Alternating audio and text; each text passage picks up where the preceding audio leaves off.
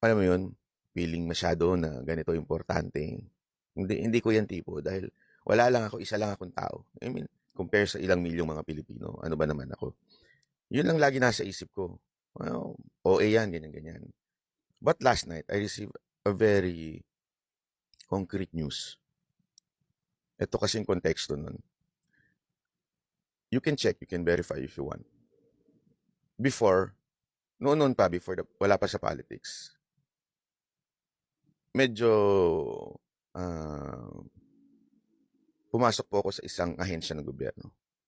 Just to be, to be honest, ah, sa NBI po, although it was not an organic, I made some friends. Siyempre, meron tayong mga makikilala. Ito ngang isang kaibigan po natin, nalihitimong agent. Kasi dalawa po yan sa NBI. Meron yung talagang agent, which is yung abogado and certified accountant. Yan ho yun, yung mga lehitimong organic. O lehitimo naman din ito isa. Yung isa naman yung confidential agent. Usually ho, itong mga confidential agent, wala akong sahod dyan. Okay?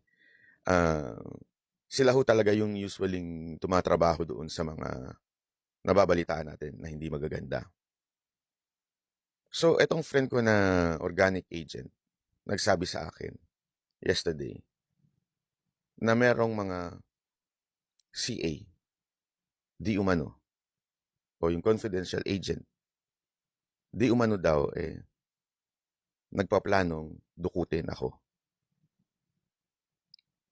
Utos daw ito ng kanilang isa sa mga boss. Hindi ko na lang po papangalanan kung sino po ito. Pero alam ko namang may idea na kayo. Alam mo, hindi na biro, nagtanong-tanong na ako kasi gawain po talaga ng iba yan, ng mga ibang tiwaling. Hindi ho lahat ng confidential agent tiwali. Ako po ay naniniwala pa rin po sa ahensya, sa NBI. Actually, kung makarating po sana sa inyo to, maimbestigahan nyo. Kasi itong mga NBI na ito po ay mga profesional. Yung mga abogado dyan, yung talaga mga organic. Ano ibig sabihin nito? Hindi ho yan nawawala. Magpalitan man ng presidente, magpalitan man ng appointing authority, hindi ho yan nawawala. Continuous ho sila. Kaya mga professional po yan.